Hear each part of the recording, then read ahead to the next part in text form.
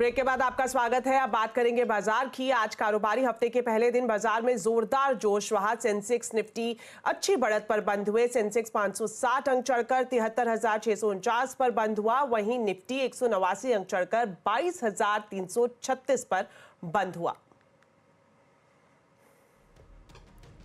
Helios India के CEO Dinshaw ईरानी का कहना है कि एचडीएफसी बैंक के वैल्यूएशन बेहद आकर्षक है और आने वाले समय में ये शेयर बैंकिंग की तेजी को भी लीड कर सकता है। हमें लग रहा है कि यहाँ से जो बैंकिंग सेक्टर की जो रैली आपको दिखने वाली है वो शायद इसी में दिखेगी, बिकॉज काफी हद तक ये चला नहीं है काफी टाइम से, और दूसरा वैल्यूएशन भी काफी अट्रैक्टिव हो गए हैं। उल्टा आईसीआईसीआई बैंक के नीचे आ गए वैल्यूएशंस, और रिटर्न रेशियो तो आपने देखी है फिर भी काफी अच्छे रहते हैं despite the merger, that is उसको डिस्काउंट करें तो इसलिए हमें लग रहा है कि यहाँ से अभी कोई प्रॉब्लम नहीं है एचडीएफसी बैंक का, अगर जो आप क्लोन करेंगे तो इसलिए हमारा तो उल्टा हम ऐड ही कर रहे हैं इसमें। आज बाजार की दिग्गज कंपनी आरआईएल के Q4 नतीजे आने वाले हैं। कैसे होंगे नतीजे, बता रहे हैं हमारे वरिष्ठ सहयोगी नीरज वाजपेयी। चौथी तिमाही में अनुमान है कि रिलायंस इंडस्ट्रीज की जो कुल आमदनी है, रेवेन्यूज है, वो लगभग 2,36,000 करोड़ के आसपास आनी चाहिए तिमाही दर तिमाही, जिसमें करीब 5% से ज़्यादा की ग्रोथ देखने को मिल सकती है। मुनाफा जो है 19,500 करोड़ का हमारा अनुमान है, जिसमें भी करीब 13% से ज़्यादा की ग्रोथ तिमाही दर तिमाही आ सकती है। और एबिटा यानी ऑपरेटिंग नंबर्स जो है वो 43,000 करोड़ से थोड़ा ही कम रहने की संभावना, 4.5% की ग्रोथ है। तो ये कंसोलिडेटेड बेसिस पे नंबर है। अब अगर इसको आप ब्रेक डाउन करें कि अलग अलग सेगमेंट्स कैसे आ रहे हैं, तो रिटेल से हमारा अनुमान है कि रेवेन्यू जो है करीब 21%, 21.5% बढ़ना चाहिए साल दर साल, इसको हम कंपेयर करें, और 84,250 करोड़ से ज़्यादा हो सकता है। ये एबिटा भी यहाँ पे करीब 24-25% की ग्रोथ दिखाएगा, जो कि 6,148 करोड़ रहना चाहिए। मार्जिन में थोड़ा सा 0.2% की ग्रोथ है, 7.3% आना चाहिए। जियो में आरपू फ्लैट रहने की उम्मीद है। सब्सक्राइबर की ग्रोथ बढ़ के 48 करोड़ से पार निकल गई है। मुनाफा 5330 करोड़ के आसपास आना चाहिए, लगभग 2% की ग्रोथ का अनुमान है। और रेवेन्यू 26,000 करोड़ का, यहाँ पर भी 2-2.5% की ग्रोथ है। तो टेलीकॉम वाले बिजनेस से या जो जियो प्लेटफॉर्म उसके बिजनेस में थोड़ा सा फ्लैटिश रहने की संभावना है, लेकिन बाकी में तेज़ी आएगी। तेज़ी का मुख्य कारण ये है कि रिफाइनिंग मार्जिन से काफ़ी इंप्रूवमेंट हो रहा है, और पेटकेम में स्प्रेड काफ़ी अच्छे देखने को मिल रहे हैं, और वॉल्यूम जनरेट हो रहा है। साथ ही रिटेल में फुटफॉल बहुत बढ़े हैं स्टोर्स इंक्रीज़ होने की वजह से, और साथ ही ऑनलाइन का भी काफ़ी बढ़िया चल रहा है। तो नेट आप देखेंगे तो बहुत अच्छे नंबर और रिकॉर्ड एबिटा के साथ आने की संभावना है। तो आपको बता दें, जो चैनल आप देख रहे हैं वो TV18 ब्रॉडकास्ट का हिस्सा है और इंडिपेंडेंट मीडिया ट्रस्ट के अधीन है, जिसकी सोल बेनिफिशियरी रिलायंस इंडस्ट्रीज है। चलिए अब बढ़ते हैं आगे और बात करते हैं वोडाफोन आइडिया के एफपीओ की, जो करीब 7 गुना भर गया है। 18,000 करोड़ का ये एफपीओ देश का सबसे बड़ा एफपीओ है, और इस पर ज्यादा डिटेल्स के साथ अब जुड़ गए हैं हमारे सहयोगी यतिन मोहता। तो यतिन, बताएं क्या है पूरा अपडेट।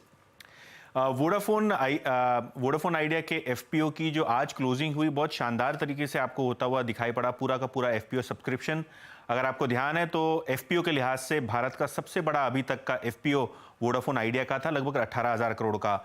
जहां तक कि सब्सक्रिप्शन का सवाल है, अभी जो लेटेस्ट अपडेट आ रही है वो ये आ रही है कि जो पूरा एफपीओ लगभग 7 गुना बड़ा और भरा हुआ है। और क्यूआईबी पोर्शन की अगर हम बात करें तो लगभग 19 टाइम्स की डिमांड यहां देखने को मिल रही है लेटेस्ट आंकड़ों के हिसाब से।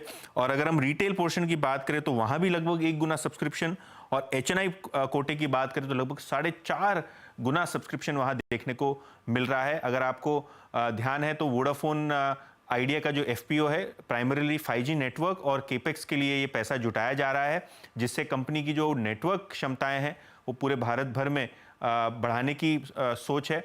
और इसके अलावा कंपनी लगभग 4,500 करोड़ से थोड़ा ज़्यादा 5G नेटवर्क को और उसके रिलेटेड केपेक्स और टावर नेटवर्क को बढ़ाने में इस्तेमाल करने वाली है। तो ओवरऑल अगर हम कहें तो जो सिलसिला शुरू हुआ था एंकर बुक से, अभी अगर आप देखें तो जीक्यूजी फिडिलिटी जैसे लोगों ने पैसा लगाया था एंकर बुक में, और इसके कारण ओवरऑल जो सब्सक्रिप्शन है आपको लगभग 7 गुना होता हुआ अभी तक दिखाई पड़ रहा है।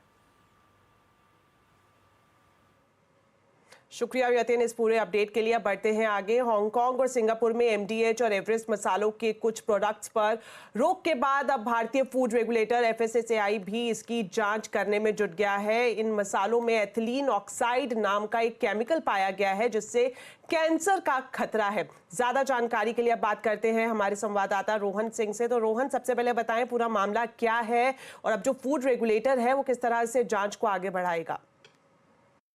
जी, दो बड़े बाजारों सिंगापुर और हांगकांग ने एवरेस्ट और एमडीएच के कुल मिला के 4 प्रोडक्ट्स पर रोक लगाई हुई है, जिसमें से 3 एमडीएच के मसालों के प्रोडक्ट्स हैं और 1 एवरेस्ट मसाले का प्रोडक्ट है।